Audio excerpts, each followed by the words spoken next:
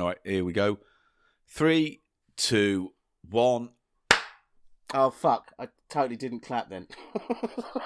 Now I noticed. I thought your screen had frozen. Oh, I just glance over and I see your face over there. It's just like... Sorry. Go again. Oh, go again. shut up. Just This- ready? this 3, is 2, gonna 1, be a- clap. It's yes. the easiest part of the show. All right. 3, right, ready? Yes. I want to see your hands. All right, there they are. Can you see them? Right, here we go. Yeah. 3, 2, 1. Hello, everybody. Oh, do you know what? I was going to... What? Fuck's sake. No, go on, you start. I'll let you start. Go on. What were you gonna? You were gonna... What? No, go on, All start. right. Hello, everybody. Eli Silverman here. Welcome back to another episode of Cheap Show with myself and Paul Gannon. Paul. Hello, everyone. I'm Paul Gannon. Way. I'm not feeling it this You're not week. feeling it ever. You never I'm not feel feeling it. We're going to have to work hard, Mr. Silverman. You're like a brain in a vat. I was going to start by having a rant. Okay, go on. I can do that, Paul. Because... You can you know rant what? to me. Come on, you call me a cunt. Call me a cunt a bit just to get the fire going. No, it's to not get it about going. you. Stir it up. Come on, I'm a cunt. I'm a cunt. Fuck you! Yeah! Oh, I've done nothing this week. Nothing to prepare. Come on. Come at me. Come on, have some energy. No? All right. No, I was going to complain about people who post pictures of dogs on Instagram. Why? What's wrong with dogs? Got something against dogs, you cunt? No, more that when they give dogs language, you know? So it's like, there's a picture here of a dog with sunglasses on in front of a car, and Yeah. the speech bubbles coming out, and it goes, "Hello, ladies. Yes. Get some chimkin, bark at some squirrels." And it's like, "Hello, ladies." It's like when they do the cats thing, and it's like, "I is Yeah. kitty cat, meow." You know what I mean? It's like, don't. Yeah, I has cheeseburger. I has cheeseburger. Yes. That's your bit of material. What? Oh, right. You're going to read out something in dog, are you? In internet dog speak. I know how to speak it. Paul, I know how to speak it. I know how to... Mate, I'm dead Yeah? inside. Let me finish this point. I know. Right. I know. You're like a brain in a vat and everything's been feeding you reality. The scientist has been feeding you reality down the wires. You know, this whole virtual world of Ghostbusters and soft drinks and stuff. And then... You are absolutely talking massive amounts of codswallop. And the scientist has gone, ah, ha, ha, ha, ha! I'll turn it down. I'll turn Paul's dimmers down. And won't feel anything. He'll just feel a slight fuzziness at the edge of his consciousness. I've turned him down. Right. Paul. Right, welcome to Cheap Show, the economy comedy podcast. Yay. You twat. I hate you and your fucking noodle posse.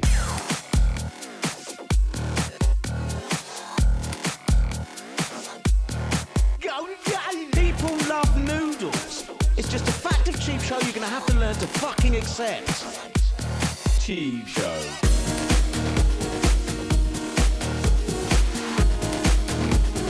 Off-brand brand off, off-brand brand off. Cheap, cheap, cheap, cheap. Cheap Show. It's the price of shite. Paul Gannon. Eli Silverman. Welcome to Cheap Show. And I go and I nuzzle. Are we back? Yes, we're back. I'll say something to you in dog language, yeah, Paul? Right, go on. And you just have to see what I'm getting at, okay? What sort of All right. What sort of thing is this dog asking for? So you're going to play the role of a dog now, right? Yes, but I'll be speaking dog English or whatever, that internet talk, yeah? All right. I has grumbles. I think that implies your stomach is churning. I has feely nudges. What you Come on. you Paul, has tell him. feely nudges? Yeah, you'll take it.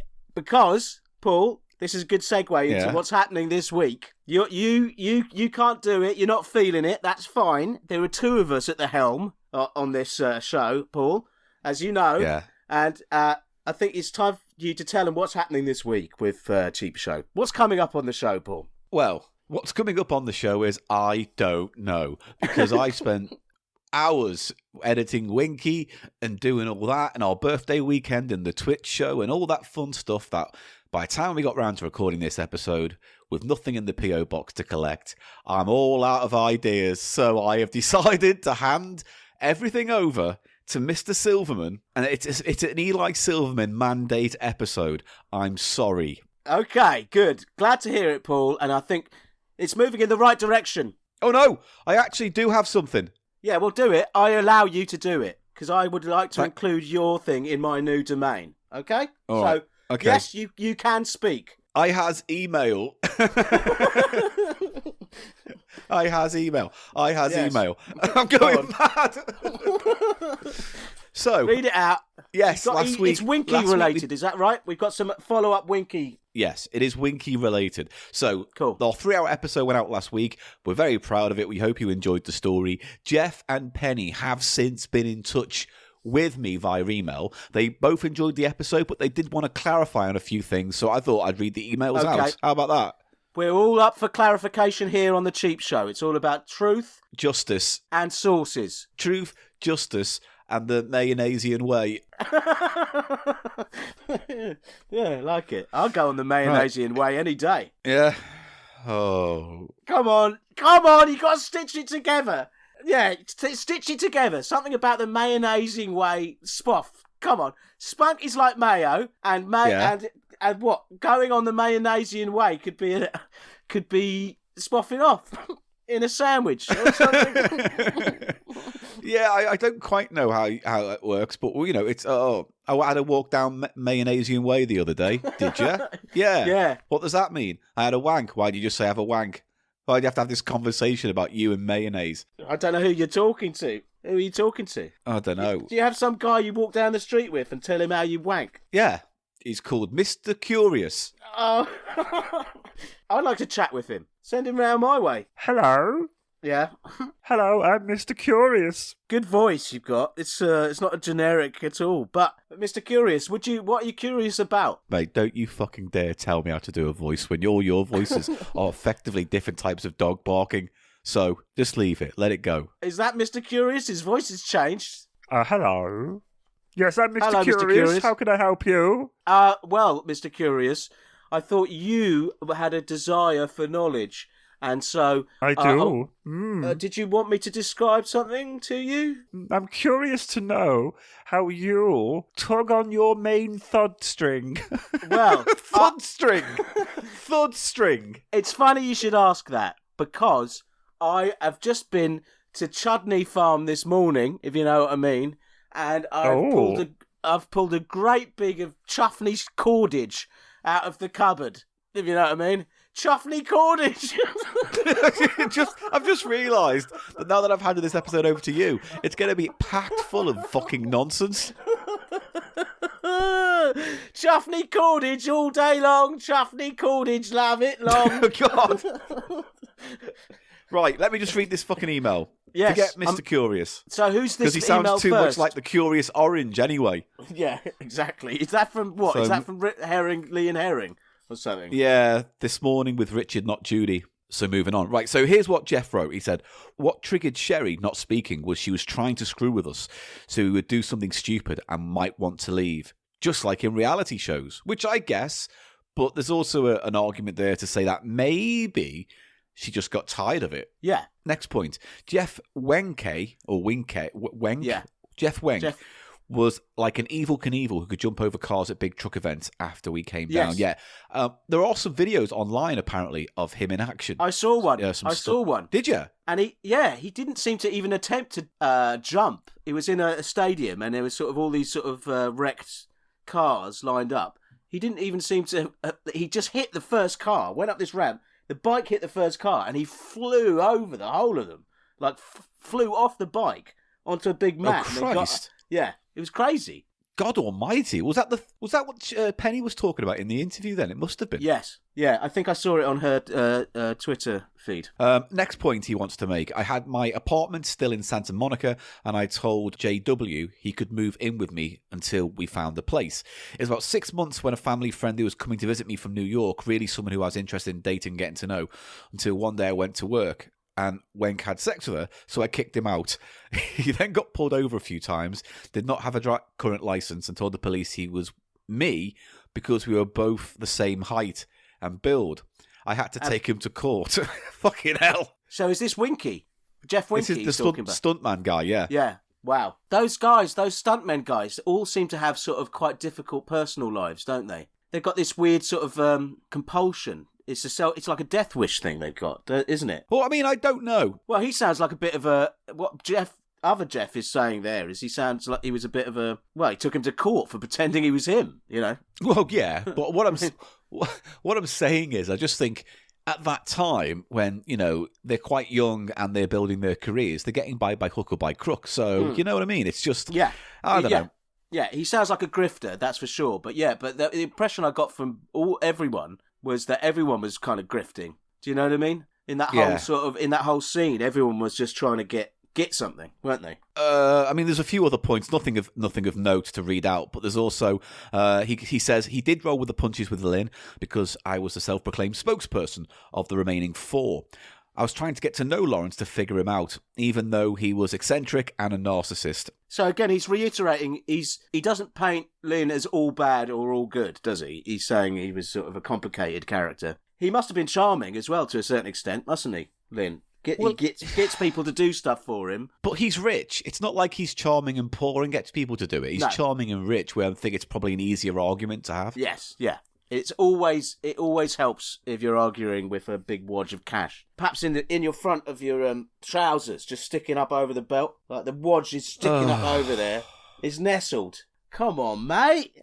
Listen, part of the rules this week is you have to go when I say nudge or nuzzle or smudgy, you have to join in. Oh, God. If you just say, don't have to. If you, all right, fucking hell.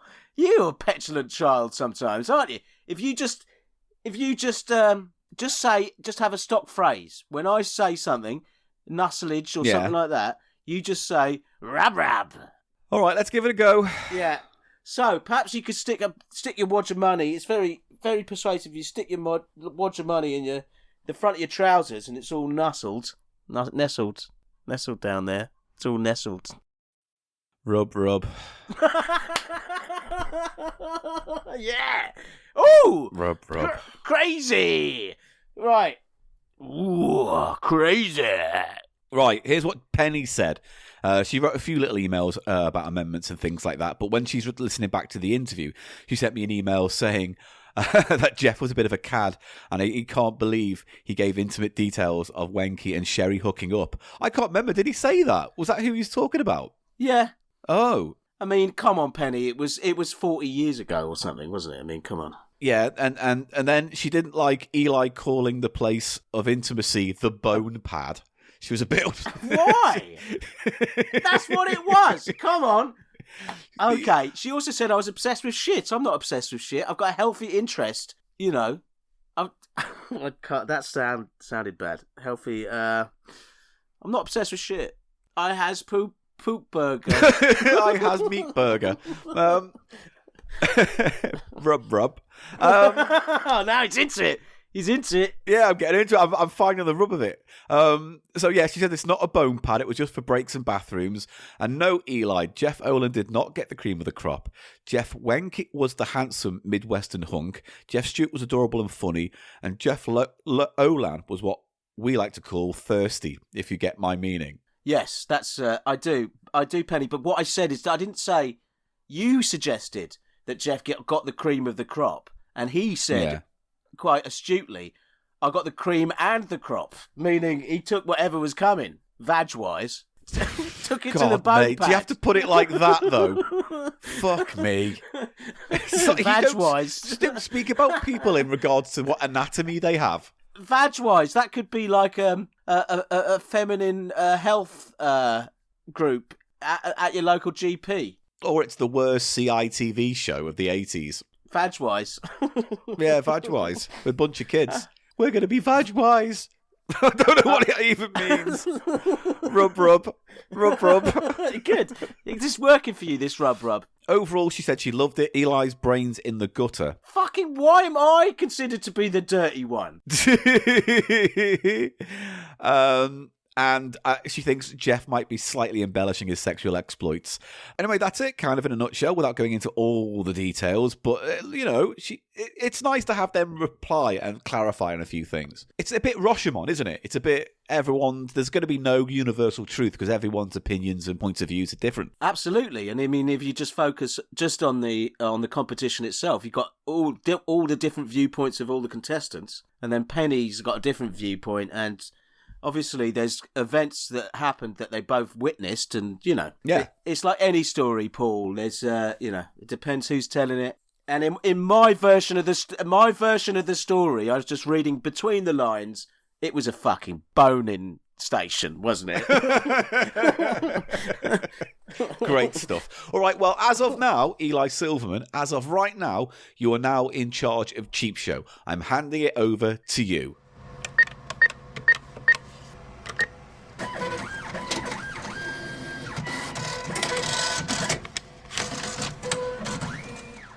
Okay, hello everybody. We're back from the sound effect or whatever Paul's slapped in there, and Paul, I might use one of your fart sound effects this week as a nice bridging sound effect. I see what happened there. The mask slipped there, didn't it? The little mask slipped. It was a mask? It was an unconscious thing, wasn't it? You said fart sound, and then what was the last word you said? Effects, proving once and for all that this is a whole sham, the sham of me farting, which I'd never do. I would never do that. No. How would I I have got every time we've recorded Cheap Show and you've let off a massive eggy woofer, right?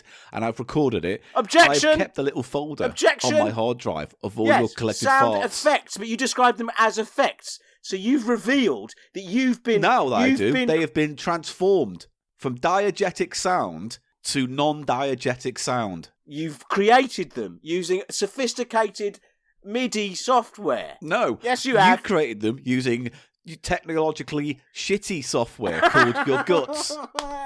Oh, I love this back and forth, Paul. Yeah. You don't have a moogie, like you have a poog. I don't know what. The poog's warming up. Right. Anyway, I have a folder full of your farts. Yeah. You've revealed them to be fake. We all know them to be fake. Okay. One's called Guffer. This one's called Long and Raspy. This one's called Short and Fat. And then the last one is just called The Beast. Paul, you don't have permission to put any so-called Eli farts in this. Yeah?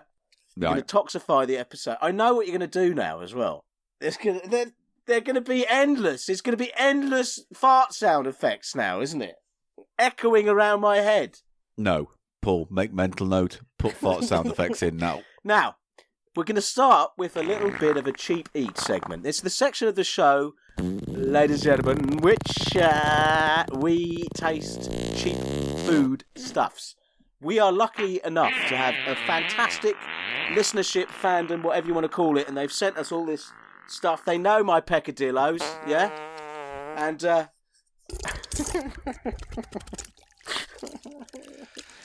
Go on, no, you're in charge. They know my peccadillos. Go on, do your thing. He's going, ladies and gentlemen. He can't handle it. Going through my head every time I say peccadillo. Peccadillos. While you're at it, Eli, get amplitude out there. Get poultice out of your system. Get thwack. Spoff. Please. Thwop. Thwack. Yeah, not thwack. Thwack's everybody's word. No, well, thwop. I just want to say this one thing because I've got a Tourettic need to express it. Dickadillos. Dickadillos, great, good, nice, nicely done. They send in great stuff, and Paul, you've got me these Pringle branded noodles, which I will be tasting at some point. But I've worked out that the tube, we were also sent Pringles in a standard Pringles tube, sort of a 3/4 length. tube. That's right. I thought it might have been instant noodles served in the tube, but apparently it's not. These are ramen flavoured Pringles. Yeah? These are ramen flavoured Pringles. I am going to try them, but I thought we could precede this with a little discussion of Pringles. We have rated Pringles in our scientifically accurate crisp tier rating system, the League of Snacks and Crisps, haven't we, Paul? So we've covered... No, we haven't done we Pringles, have we? Didn't we do Pringle knockoffs, like an off-brand brand off? That's what it is. But do you know what I mean? Paul, I know this is a bit of a side issue, but we really need to get the league back up and running, because we covered cheddars. We did cheddars, mini cheddars, correct. and they didn't even get a rating in the league. What? Sorry, Cheggers? Cheddars. I haven't eaten Cheggers. Why didn't Cheddars not do a promotion with Keith Chegwin? And you could have done Cheggers Cheddars because or something like that. was... You know, like, he's the cheesy TV star. Probably because he was a cunt to work with. Maybe. He pissed off his head some or days. asked for too much money. Yeah, I guess in the 80s, yeah. Pringles, Paul, famously... Mate, isn't it horrible being a celebrity where when you're at the height of everything, you're just saying no to all these projects? No, I'm too good for this. No, I'm too good. And then one day, you're presenting Naked Jungle on Channel 5. Yeah, I know. God, with your little nubbin. Your little nubbin of shame. Your little Chegger. Your little tucked-in Chegger. Yeah, your little swap shop. Your little scrottle button. Come on. Anyway. Paul. Say it. Say it. What? I'll say it again. Your little scrottle button. Oh, rub, rub, rub, rub, rub, rub, rub, rub, rub. Right. Rub, rub, rub, rub, rub, rub, rub. Paul, Pringles famously, once you pop, you can't stop, yeah? Yes, that is what they say. Which is a kind of sinister. It's an authoritarian snack position, isn't it? It's like, what, I want to stop. I don't, you know what I mean? What if I want to stop? Well... Don't tell me I can't stop. It's like, what if it was like hard labour? Once you start, you can't stop. You know? That's not a great comparison to compare Pringles with hard manual labour. All right. It's more like drugs, isn't it? It's more like once you take your first hit, you can't stop. It's like meth. Yeah, and they do. Pringles, in my experience, are very mouth addictive, but to the point of unpleasantness. So you wish you could stop. You know what I mean? After halfway through the tube, you're not enjoying it anymore. You're mindlessly just shoving, because it's the salt. Is it the salt? I think they put other... You know, like you can improve chocolate by adding salt to it. That's why chocolate-covered pretzels are so nice. It's that same thing. They are so nice. Here's the thing. I only eat plain Pringles because I find their flavoured ones vile. Yeah, very chemically, aren't they, their flavours? The whole thing about Pringles is fake to me. I mean, obviously, it's manufactured, so obvious. But what I'm saying is it tastes synthetic. It's like the Mountain Dew of crisps. Yes, absolutely. But do you see what I mean? You feel like once you've popped and you can't stop, but you're kind of not having an enjoyable food experience. You're just sort of addicted. Just this reaction. Yeah, it's terrible. They're nasty, aren't they, really? Imagine if that was the phrase you'd use for masturbation and coming. Once you pop, you can't stop. So you're tugging it, and then you blow your load, and then you're coming forever. Just forever. That'd be great. It wouldn't. Great. You couldn't go shopping. You couldn't go swimming. You couldn't go... I could go shopping. You couldn't. I'll come in. Look, we'll do a little scenario. Imagine I've popped my chod off, and I can't stop because I've got... Right? Yeah. And I'm going to come and try and buy the newspaper, yeah? All right, and I'm the checkout guy, right? Yeah. Hello, sir. Welcome into Paul's Little Shop. How can I help you today, sir? Oh, sir. Can you not splash that on the quality street? Sir, I will not have that ejaculate on my eggs. Now, come on, sir. You can't wipe your hands on the newspapers, sir. Oh, now, come on. Now, I must have to ask you quite politely, sir, to stop spoffing on the Kinder eggs.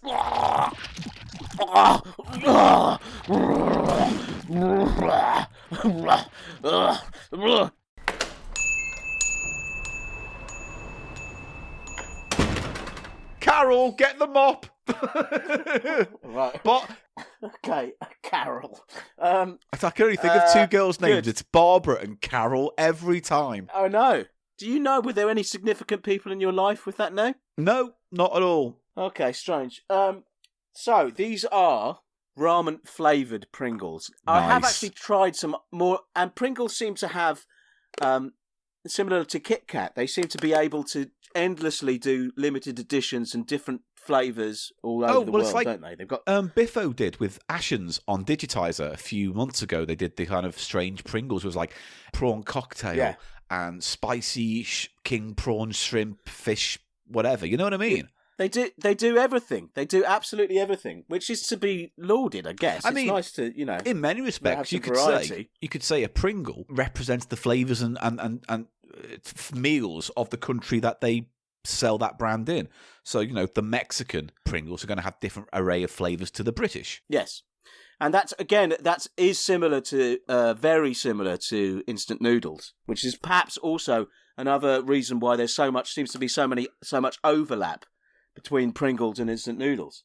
Do you see what I mean? Because they're these neutral foodstuffs which they can customize in terms of their flavour offering, depending on what territory they're in. So, are you going to try them? I am. You've got Mr. Pringles on the front. Is that what his name is? Is he called Harry Pringles? Johnny Pringles? Terence Pringles. Terence Trent Pringles. I'm just going to pop this. You're going to give it a huff? Open. I'm going to give it a half. I've got terrible hay fever today, you do your best. My nose is already sort of streaming, but we'll give it a go. I'm opening it now. Ooh, that smells like ramen. It really does. It's weird. I can smell the sort of miso, Oh, okay. of ramen. That miso soup is what it smells of, and I think that's what this is. A miso-based ramen. That is on the picture on the side. So that is a very accurate smell. It does smell like that. Paul, I've opened this tube. I've had a surprise already. Yeah? These are half size. These are miniature. Oh, they are. They're tiny. Do you see them? Yeah. They look normal size in my camera. I can't even get this. Do you see? They're tiny. Yeah. They're at least half size. Okay. The half coming off them now. Very, very accurate. Wow, it's just so miso-y. And is it reminding you of a particular brand? No, but it's reminding me of a sort of generic Japanese miso-based ramen, as opposed to where they make this. Actually, tell a lie. It's a soy sauce based. Okay. That's the smell. It smells of soy sauce based broth, which is a particular type of ramen that they do. We'll give it a go. Which Taste is a clear broth. He's scoffing it. Oh, God. You go back to pop and not stop. Wow. Yeah? Those are about the best Pringle I've ever eaten in my life. Well, blow me shut. Wow. Those are so good. So good. Just a satisfying flavour? Yeah. Very, very savoury. Very umami. So soy saucy. Just lovely. Yeah. Mm. Oh, well, that's nice. Wow. So, I tell you what, since Mr. Biffo has inspired us, he added accuracy. What would you say the accuracy of that is then? Very high. Very high. Like an 8 or a 9. The flavour also really suits that delivery method of being in a crisp, Really? Yeah, it's not out of place because it's sort of it's similar to a noodle. It has a sort of neutral carbohydrate substrate on which the flavour sits on top. Do you see what I mean? So it kind of suits it. But I get what you mean. The amplitude works. There's loads of amplitude coming off these, shards of hot white lightning of amplitude shooting out of the tube. Yeah. Those are great. Spoffy hot globlets of flavoured accuracy all over your mouth. Yeah, I would give those. I like the taste of those. Eli. Those are 30th. Yes. The Pringles logo, right? Mr. Pringles. Do you know what his name is? I've just found out. I don't have any idea. You did? Willy Pringles? No, you did have an idea, but it was probably going to be offensive, wasn't it? Yeah, it was just like, fuck face, fuckhead Pringle cunt. Is he called the Pringle cunt? His name's Kenny Fuckmouth. No, what's his name? Come on. Julius Pringles. Oh, of course. He's a posh twat, isn't he? He's got all airs and graces with his little bow tie there. You know what I mean? What's his bow tie about? I don't need someone to dress up to give me fucking Pringles. Well, it says here it was, it's just a man's face, a prominent moustache, and the mascot's name is Julius. And then it says, over the years, there have been many types of different flavour. There's a website called snackhistory.com, which has like a history of snacks, I guess. And it's got a whole really in-depth history of the Pringle here. Like who bought it, who owns it, how it was made, how it was invented, who invented it, the name.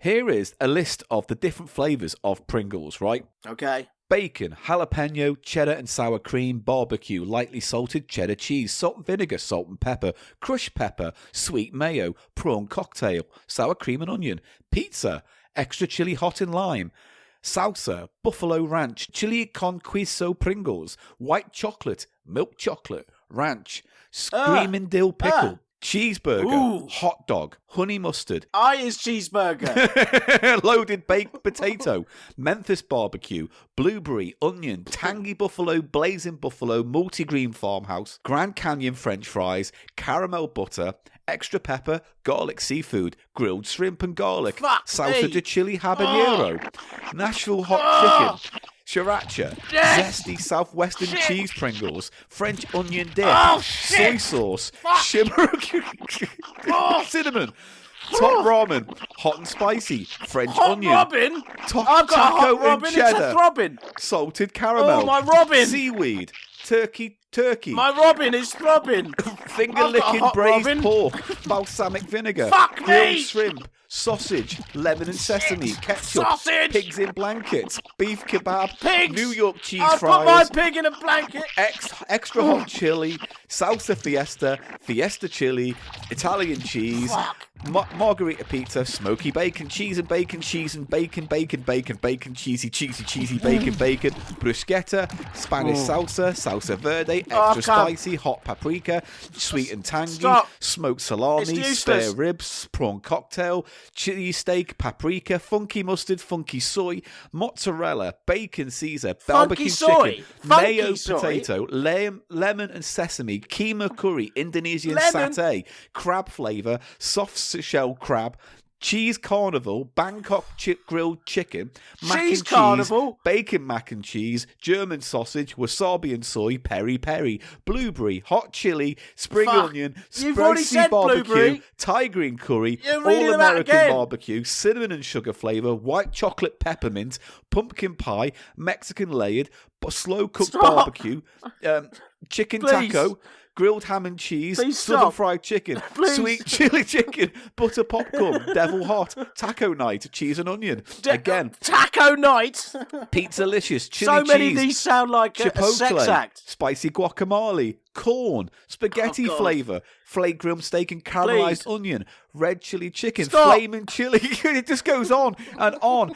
Pecan pie, grilled cheese, white cheddar, exploding cheese and chili, Wisconsin white cheddar, Sabor jamon, Stop. jamon serrero, ham Pringles, zesty queso, sour cream, mushroom and egg Stop. sandwich. Fuck me. Right, that's the end of that segment. Paul, that was an almost Yes. overwhelming list of flavours for Pringles there. There was two very descriptive terms there. Was it Carnival of Cheese? Cheese carnival. Cheese Carnival, which is very much like the contents of my undies. Fucking hell. Oh, dear. And what was it? Taco Tuesdays or something as well? Something like that, yeah. That sounds filthy. Absolutely filthy. But You can call your unwashed bum crack a Taco Tuesday or something, couldn't you? Exactly, yeah. Great, though. And honestly, very delicious Pringles there. I was very surprised. Very surprised. So what else have you got for us in Eli's Mandate show? Well, I just want to mention some noodles. Because these really caught my eye. I've been getting well into Lucky Me brand. Very much on the cheap end, but a high quality noodle. And they do calamansi flavoured ones. They have done, I think probably in response to the huge popularity of Samyang's 2 times spicy type noodles. Yeah. You know, sort of dare spice, I call it. You know, like Challenge spice. challenge food, isn't it? Challenge, yeah. Which has been a whole sort of trend in food over the recent years, hasn't it? You had those roulette Doritos, for example. There's also this thing where it's like hot sauces have become like, I don't know, a thing recently. Yes. You know, it's like Yes, they have. bespoke, classy, well-made ones with all the hottest chilies in the world, the Carolina Yes. Reaper or whatever. But I think I've mentioned this before, Paul, but in my opinion, those gimmicky ones that are just trying to say, this is the hottest pepper ever, are very poorly produced. They're poorly thought out, and they often have a lot of sugar or Carrots. Carrots, for God's sake. Just to Yeah. give it, because carrots gives it that orange sort of hue, which to the eye makes you think, oh, that's a really hot pepper. Do you see what I mean? The weird thing is, for me, the paler or more transparent sauces, I tend to feel is hotter. What they're trying to do is something like this. I have in my hand some Spur Tree crushed Scotch bonnet pepper sauce. And this is literally the pepper, the fruit of the pepper. You can see it all in there, the seeds. You know what I mean? Yep. But that, I think, is quite expensive to produce because it's got so much pepper per square inch or a cubic inch or whatever. But those fucking carrot merchants are just trying to give that effect of it being packed full of peppers, but they're using carrot, Paul. It's a deception. You know what I mean? What do you want to be when you grow up? Well, I would like to be an old carrot merchant. You know, I'd like to go from town to town selling carrots to the poor and needy. Oh, yeah. I recently sold a load of carrots to the hot spicy sauce company. They definitely paid a sweet fee for my carrots. Right. So what it is a lucky me. They're called pancit canton, which I think they might be Filipino or I don't. What's that? Pants off, pants on? That's the name of the noodle. Pancit canton. Pants off, pants on. Pancit, pants on, cheese carnival, rub nub, boogie shoes, blender. Snuffle. Come on.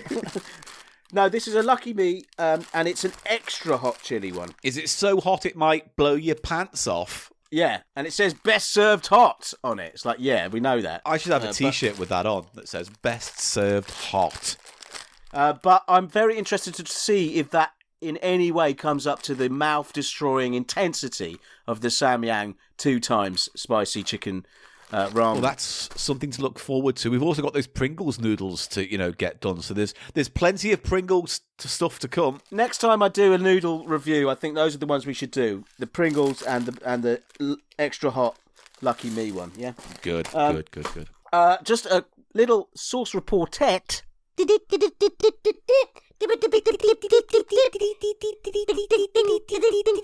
It's a sauce reported. Got pick a pepper. Pick a pepper. Yeah, that's right. That's right. Are you the sauce gnome? I am the sauce gnome. Okay.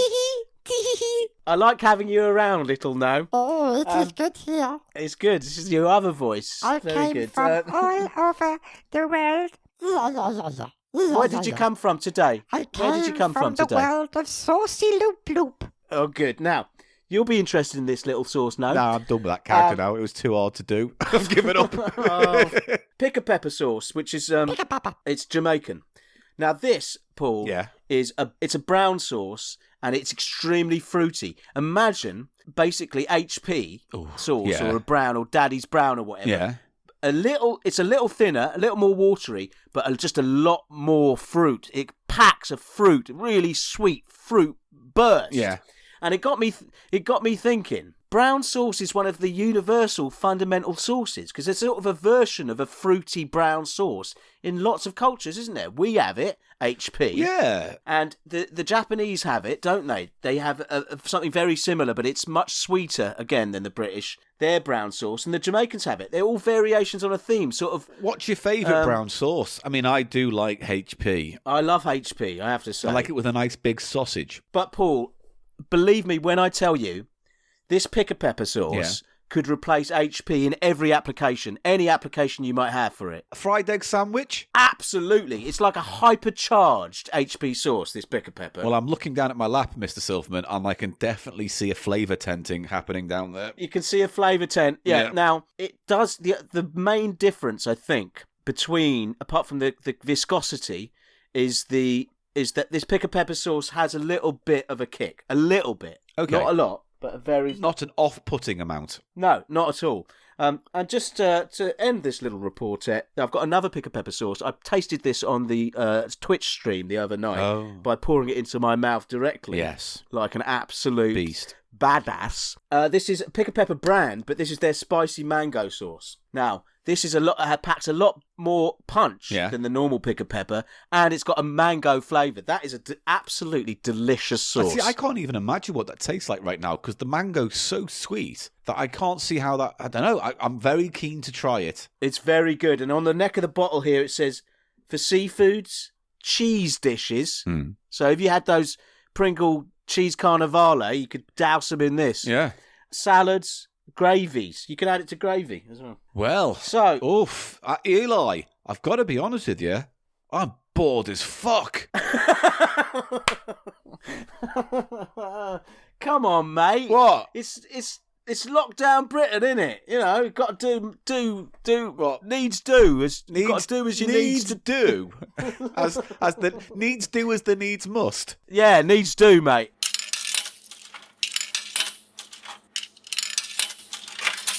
One last thing, Paul. Yeah. We've got another segment here. It's a little bit of a Silverman's Platters. Now, I'm going to introduce the section, and I just want to check with you before we go fully for it that you know what your role is here vis-a-vis the intro to Silverman's Platters. Just tell me. I want to hear it. Let me know. All right. Yeah, I want to hear it. Tell me. What are your responsibilities vis-a-vis the intro to Silverman's Platters? It's my responsibility to just pretend to be Clive McFatter for 3 seconds and say something in response to whatever inane claptrap falls out of your stupid fat mouth. Am I close? Getting into the spirit of it. Yes. Yes. So we'll go for it, yeah? Yeah. You're locked in. You ready, yeah? Yes. Locked on. Let's just get through this. Here we go. And ladies and gentlemen, welcome back. It's time now again for Silverman's Platters. Yes, the platter of the hour comes down when I drop the needle on my platter. We're going to cover records like you've never been covered before. And just a quick word now from the patron saint of this segment. Yes, it's Clyde McFatter. Clyde, can you hear me? Rob. It's Silverman's Platters, Paul. Yeah, let me just let the cat out a second. 1 sec. Oh, fuck's sake. Fucking upstaging cat. Does he need cheeseburgers? Bye, Mr. Puss Puss. Oh, Mr. Puss Puss. Oh, he right, needs he's a off fucking... now. Right, I'm back. Mr. Did he bite you? Did he bite No, you? because he's a nice cat. No, he's not nice to me. No, because he's never nice to me. He can sense the filth What? on you. He senses the filth. He licked his own arsehole. And that says something, that he would rather lick his own arsehole than get nuzzles from you. You are dirtier than you are dirtier officially than a cat's arsehole. God. Oh, God, I don't have to take this from you. You know that. You do. Right. On Silverman's Platters today, Paul. Yeah. I'm gonna talk about one LP, and we're gonna listen to one track from it. Oh. But I just want to sort of discuss a bit more generally that I do collect Muppets and Sesame Street and Jim Henson records. That is one of my. I've got both the Muppet Show albums. They did 2 LPs. They were just songs taken or re-recorded from the show, right? With a few clips scattered throughout. Yeah, basically it was bits from the show and also lots of songs. But I believe, because if you think about it, all that Henson stuff, and especially Sesame Street, was very much based around the songs, wasn't it? I mean, the songs were the main thing, weren't they? I mean, we've mentioned it before, but there's a really good Defunctland series of videos on YouTube about Henson, and I think it pretty much covers the fact that he was very into his music of all kinds. He just liked music that imparted stories and celebrated the culture. Yeah, absolutely, and that shows in the sort of variety of different styles and genres that the Muppets did. Do you know what I mean? And it's just it's brilliant to have that whole approach. It's another thing that makes it great. Sesame Street, obviously, on the more educational side, and their records.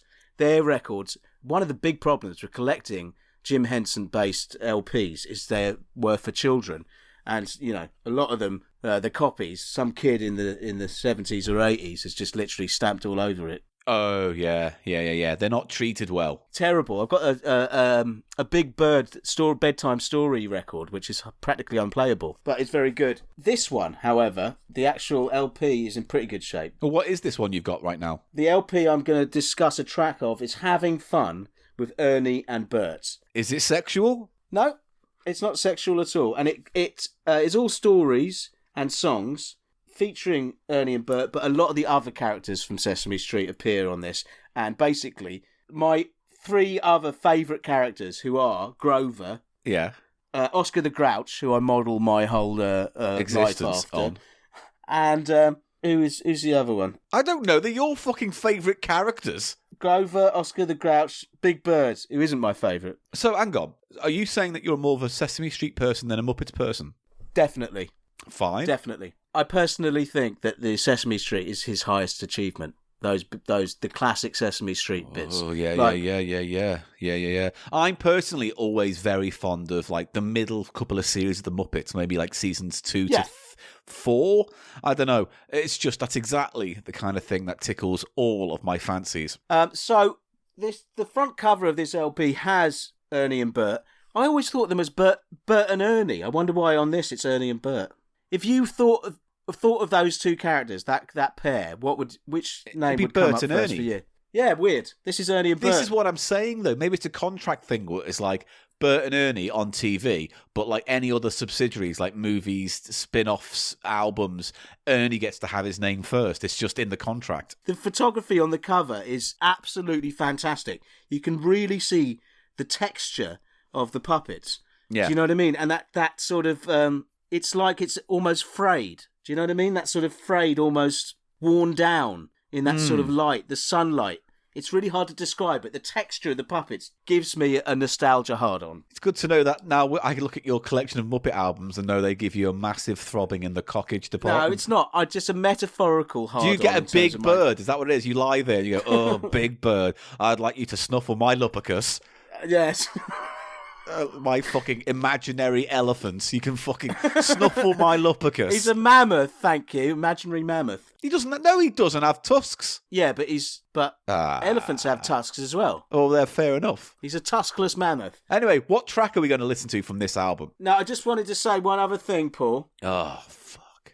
This LP's gatefold, and you'll like this. It's got like a game built in, so you stick a spinner through the Oh, like a board game. Yeah. Mate, take pictures of these, please, so we can put them up on the website, thecheapshow.co.uk. It's got blue. It's got you see here? I'm showing you. Like You a see yin that? and yang thing. Yeah, and you put a spinner in there. You're meant to put a spinner in there, and you spin it round. Bert and Ernie And the are yin and yang, aren't they, in many respects? Yes. Discuss. They're very great characters because they're so different. They're different sides of the same coin. Check out this double gatefold. Look, this other bit of the game here. Oh, nice. So there's a spinner, and there's the board, which is like a like that. race game thing. If you listen to the album, can you listen to the album and play along at the same time? Is that a feature? Yes, that's what you do. I think that's what you're meant to do. You're meant to go along. Right. Well, what track then are we going to listen to today? I love the artwork on this. This is just a fantastic thing, and we're going to listen. And I'm looking at it right now, ladies and gentlemen, on the Zoom camera, and I can assure you that it is literally covered in his sperm. It has got lashings and shut lashings up. of Eli's marrow fat come peas. on. I'll try and be nice. My marrow fat peas. Paul, I'm trying to be nice. It's my fucking turn to do something on this show, and you just you come everywhere. Aren't you ever quenched? I fucking you never Hey, fucking have you seen Eli's collection of Sesame Street albums? I can see that he's taken them down Mayonnaisian way. I knew that would work. Good. Eventually Well they got done. there. Yeah. All right, so Now, what's we're the gonna track then? Well, the track is Magic Cookie. Now, Herbert Birdsfoot. Have you heard of that character? No. See, he's a very minor character, but he reads this story. Okay. Herbert Birdsfoot, Cookie Monster, and the Magic Cast. This is one of my all-time favourite Jim Henson things. All right, well then, ladies and gentlemen, let's listen to a little snippet of Magic Cookie. Hi, Herbert Birdsfoot here. Do you see that picture map inside the album cover? Well, there's a story that goes with that picture. So you look at the picture and listen carefully, because we're going to be asking you to help tell the story. One morning, Mr. Cookie Monster left his house and set out into the world in search of everlasting joy and happiness. Why not? Got nothing else to do today. Just down the road, he met a strange little man who said, Go to the top of the magic mountain, and there you will find something that will bring you everlasting joy and happiness. Magic Mountain, huh? Okay. So Cookie started off to find the magic mountain. But pretty soon he came to a fork in the road. One way led over a bridge, and the other way went through a gate. Oh boy. Hey, kids at home, which way should me go? Through gate or over bridge? Yeah, Cookie go over bridge. So Cookie walked over the bridge. But as you can see, he should have gone the other way, because on the other side of the bridge lived a terrible fire-breathing dragon. Oh, think me get out of here. The dragon ran fast, but luckily Cookie Monster ran faster until he was safely back over the bridge. Oh boy, almost had toasted Cookie there. And right then, Cookie made a promise. From now on, me listen to kids at home. Well, there you go. I learned something. I love that. that. That album track was written on mescaline. That's the only thing I can say is that, although we showed a clip there, the basic gist is Cookie Monster goes for a walk, goes past all these villainous, scary things, and then eventually finds a fairy who gives him a cookie that can give him, what was it? Happiness and... Eternal happiness, essentially. Happiness forever. And then he eats it. And I just thought, that's kind of bleak, isn't it? As a message. But I think that's what I mean. I think it has actually... Honestly, I think it is philosophically astute and actually really... It's saying something quite profound about delayed gratification, you know, the pursuit of happiness. And so I love that. I love the way that also that it's an interactive way that Cookie Monster is addressing the kids at home. I love that so much. It's so involving. I like that little line as well where Cookie Monster goes, what? A magic mountain said that? All right, okay, yeah, I'll buy that for the purposes of this. That's exactly, I was going to say, there's all this frame breaking, which is brilliant, which is sophisticated for a children's thing, because he's aware that he's in a story being told, isn't he? Yeah. Well, this is the thing, I'm looking at the YouTube comments for the video that does the Magic Cookie track, and this guy called the Magic Hoarder 5 years ago says the album was in stereo, but the upload here is in mono. Fair enough. Trivia about this track. The picture map inside the album cover was not included on later printings of this album as a cost-cutting measure, along with the colour wheel, and reference to these on the record were also edited out so as to not confuse the children. Yeah, that's what it is. That's the thing on the map is that actually his journey. That's Cookie Monster's journey. Yeah, and he also says that when he was a kid, he played it to death and he ruined it. But when he went to buy a copy years later, the only one he could find was the one without the map on the inside and the track edited. That'd be terrible. That'd be much worse. Yeah. Much worse. And I'm pretty sure they did something similar to this in live action, actually, on Sesame Street as well, I remember. It's being real with children. The whole moral of the story is, you know, you might be pursuing happiness, but you're not going to be able to control your sort of impulse just to be happy now. It's almost saying you're going to have to live in the moment no matter what. Do you know what I mean? Oh, there's this, in a certain sense, like throughout all the characters, the different characters' traits can be used to tell different emotional or moral stories. And so with Cookie Monster, you've got avarice and greed and instant gratification. Impulse control is the whole thing with him, isn't it? Basically, But the other thing about him is that he's also like, and I'm fine with that because I know what moderation is. That's ultimately like the lesson is like, I don't give a shit. I've got other things that make me happy. Yeah, just the way I find it hilarious to this day. It's like the Kermit way the Frog he eats wanks off dogs. No, he does not. He does. You're just trying to bring the cheap show back round to something, so you just say spoff. You are dead inside. It's like this sort of spoff joke robot living in your brain skull. Exterminate. Say that again. Now, Paul, so do you think that's good? How many is that a splatter or a platter? That is a definite platter because there's something about Jim Henson, the Children's Television Workshop, all of that, even if not all of it connects with me, I always love the artistry, the desire to teach without talking down to kids, and just the level of invention, like the level of, I mean, even within that small clip, there was like a sense of, labyrinth to it, you know? There's a sense of that. Yeah. Yeah, absolutely. Just the quality of the voice acting and just the music, it's all really high. Yeah. Don't you think? And I always love that stuff. Jim Henson on record, or Jim Henson Productions on record, are great as well. Yeah. Are really good. Well, that was a lovely platter, and that's cheered me up no end. Good. I just wanted to mention as well, you know the Mana Mana song? Yeah. Famously by Piero Illumani. Yes. That appeared in an Italian porn film. Yes. Originally, the Mana Mana. Yes. Now, I have got the 7-inch on Pi Records that was released in Britain of the Muppets version. Yes. Did you know there's 2 different Jim Henson versions? They did it on Sesame Street, Yeah. and then they did it on The Muppet Show. And there were 2 different versions Yeah. of that song that Yeah. they did. As I say, I didn't know that. He liked to recycle. I say recycle, but like if he liked something, he would redo it and then maybe try and do it again to get it right. So for some reason, he was really obsessed with Mana Mana. Well, he likes Jim Henson really liked that porn film, and it was like playing on his mind too much. And he thought, how do I work this out? Paul, it wasn't even porn properly, was it? It was soft, sort of exploitation. Wasn't it meant to be some kind of faux fake sex documentary or something? Fake documentary, yeah. Look at these men and women, naked as nature intended, enjoying their beauty and natural design, God's greatest gift. Meanwhile, there's some guy in the front row and a Mac going, yeah. It was actually a scene in a Swedish sauna. Yeah, that's right. Wasn't it? That music was originally used for that song. But I didn't know, I wasn't aware there were 2 versions that Jim Henson had done, one on the Muppets and one on the Sesame Street. And now you do. Paul, the other thing I was going to mention is, I don't know if we've covered it on the show, but there's this LP I've got, Berbajas, which was a Spanish language kids show. Okay. Which has some lovely Moog. Do you remember that record? I vaguely do, and we've always wanted to cover it, and I don't think we have, so we'll have to get to that the next time. But right now, ladies and gentlemen, I'm bored of this segment now, so we're wrapping the show up. Hell. All right, fuck you. Good. Yes. Hello. Back again. Hello. Yes.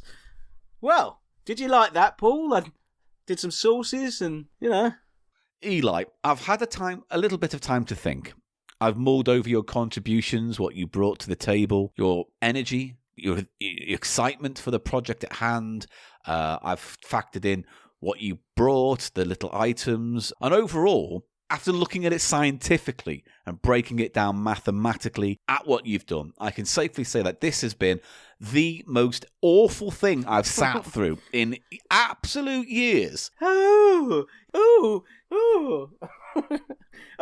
aren't you the punnet willow? Tranche. Right, okay, well, we've lost Eli. Right, we finally found out he's malfunctioned. Tranche. So, with that in mind, it is time to say goodbye. There was a whole tranche of quality in this episode. Well, look, ladies and gentlemen, you be the judges of this. So if you enjoyed what you heard today, why don't you do hashtag Eli is amazing? And if you didn't like it, don't worry, you never go on Twitter and say that anyway. It's all Eli, this is great, and Eli's sexy. And look at him smoking on Twitch like a cool rebel edgelord. Get stuffed. Bye, everyone. That's it. All right. Bye, everyone. No. We'll do a little bit of admin. The website, thecheapshow.co.uk, if you want to see pictures and videos accompanying this episode. I'm on Twitter at Paul Gannon Show. The podcast is at The Cheap Show Pod. Eli is... Eli Snoid, S-N-O-I-D. Right. Oh, Eli... Find it. Well, you almost. Find it, yeah. If you would like to support this podcast in any small or large financial way, you can. Patreon.com/cheap show, and you get extra pods and the magazine and this and that and some extra videos. Lovely all stuff. sorts of stuff. Extra content for the Patreon lovelies. And obviously, times like this are hard, so only donate if you can.